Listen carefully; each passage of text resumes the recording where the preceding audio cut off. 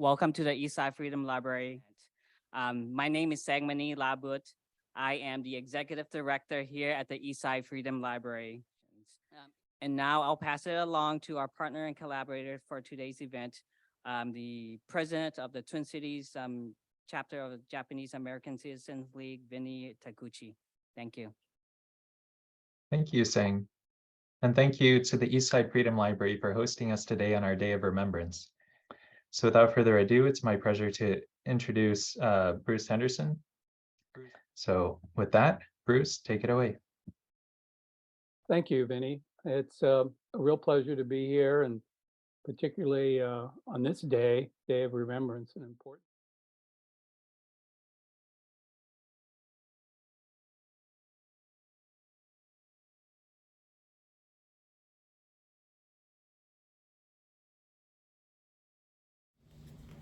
In 2022, we came out with a 75th anniversary cookbook, Bridging the Generations. The Japanese American Citizens League members contributed recipes to the cookbook, and from that we came up with the idea of having a cookbook club. And what it is that participants pick a recipe out of the cookbook and they bring it to a potluck lunch that we all eat and enjoy. And afterwards, we'll give feedback on the recipes.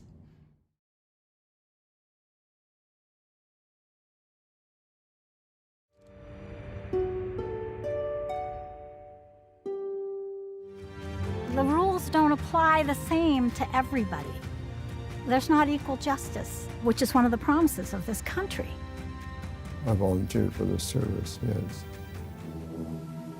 Here I am, December 7th, 1941. Mama and Papa are asleep, the rest of the family are asleep. I see this beautiful formation, about 15 planes coming through Kolikole Pass. And of course, after Pearl Harbor, President Franklin Roosevelt had signed Executive Order 9066. I remember when we first got there, getting these large sort of like flour sack kind of bags, and then told to fill it up with straw from the straw pile.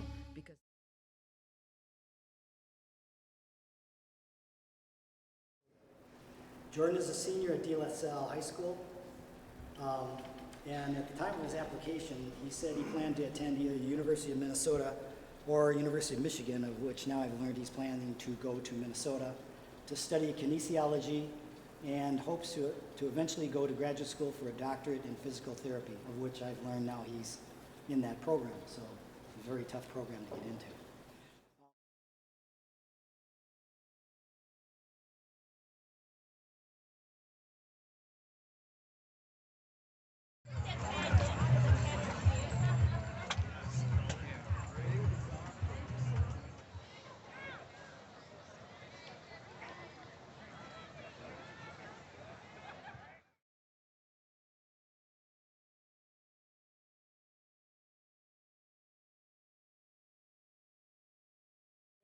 So our chapter has a pretty large board, and we divide our activities into different committees that have some autonomy and kind of manage their own money. So this was an initiative of our education committee. So their mission is kind of to go around and tell the history of the Japanese American history in general, the wartime incarceration, but then also our local history in Minnesota. So we're not like the West Coast that has a historical community of direct immigrants. We're kind of a community that sprang up primarily after World War II, when individuals resettled there. And a lot of individuals kind of got exposed to Minnesota by being a part of the MIS and being at Fort Snelling and Camp Savage in Minnesota, and they realized, Minnesotans didn't really have opinions on Japanese Americans because there weren't any, so they faced a lot less racial antagonism. But historically, we've had several members who go around to high schools and things of that nature to share the stories. But as they've gotten older, we want to figure out, well, what's next? Who's going to tell these stories in the next 10, 20, however many years? So in a very kind of forward-thinking way, they organized a session where they would teach people how to, first figure out your story, questions to ask about your relatives while you still have the chance, how to document that. It was divided into 10 different workshops. Like one of them, we had some of the Densho staff come in, and they taught us like, what are these resources that are out there where the stories have already been documented? How can we find the original documents to see the incarceration, the immigration of our relatives? And then we had our current speakers, one of them, Sally Sudo, who was incarcerated at Minidoka. She gave her family story. So we have an example. What does this look like? How do you tell this? How do you turn your personal experiences and family experiences into something that's meaningful and tells more of the community history? And then we learned also from some of the folks who work at Camp Savage, Fort Snelling, and know more of the Minnesotan history, so we have the context to go with our own family histories. We learned some genealogy resources, more specifically about the redress process, and then trying to get into the present day advocacy that ties into the story. What's relevant about this story today? Why are we telling these stories? What are the takeaways for students who don't have Japanese American identities?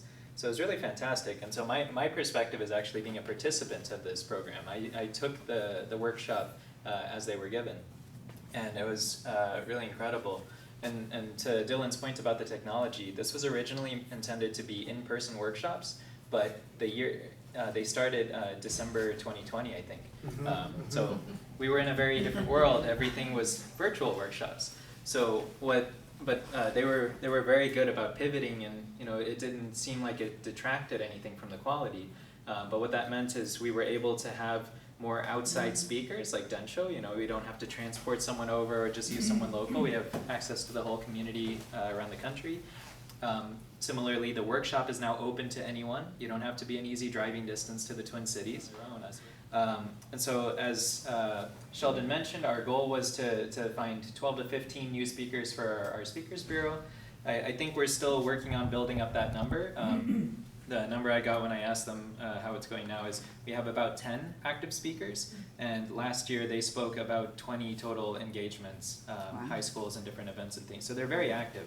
But there's also some, I guess, softer benefits, like things that are more difficult to quantify, but we engaged our membership in a very new and profound way that we hadn't before. So a lot of people who were peripherally involved with the chapter now feel a much stronger connection. By engaging with their own family history, they feel a stronger connection to the community. And then we also have some people who, they're not going around to classrooms and telling stories, but they have their own ideas of what to do. So one of our workshop participants became very active with our social justice committee now. And she's a historian in her own right, and she has been working on documenting the history of multiracial Nikkei during incarceration and Nikkei with disabilities during incarceration. And so we've had some online events where they tell those stories, not just her personal story, but different stories from the community that don't get told. So, yeah.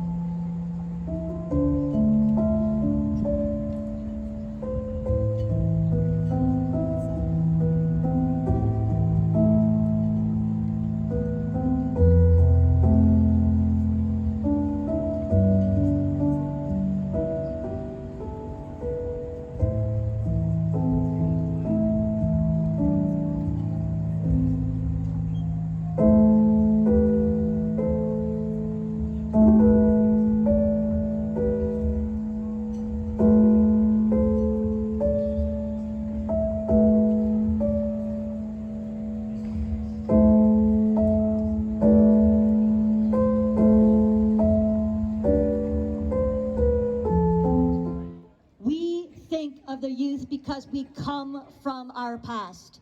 These are the faces, these are the voices, these are the hearts and minds of our future. You invest in them.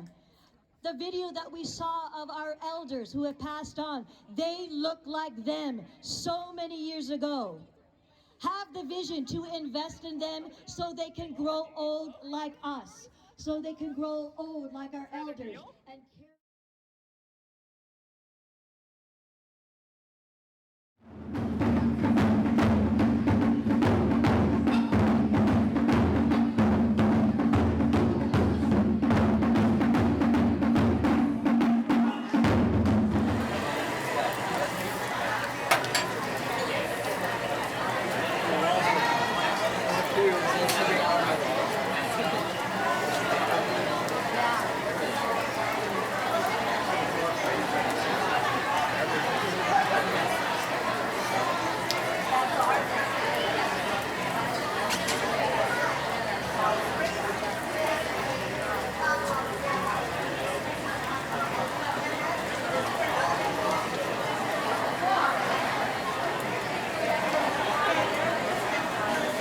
getting kind of heavy.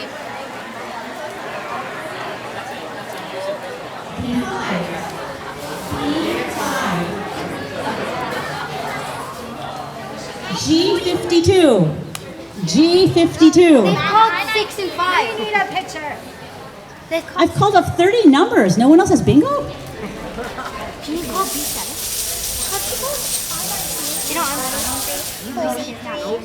B3. Oh my gosh. B3. Charles getting tortured. Yes. Charles getting tortured. G55. G55. I can win in 3 places. I'm literally being tortured. N43. Yeah, bingo!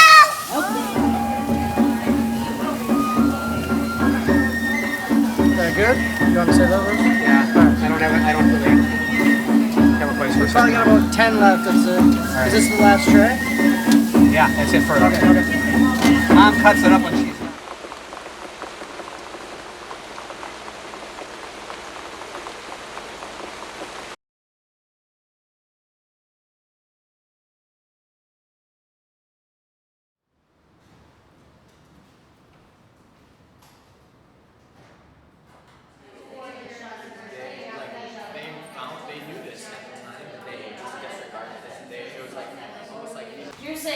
Here's all of the women, or a good portion. And behind them you see that wood barrack. So that's 45 women in the class. So the first women arrived here in November of 1944. And by May of 1945, the class grew to 51 women. At that time, the ratio of men on post to women would have been like 3,000 men to 51 women.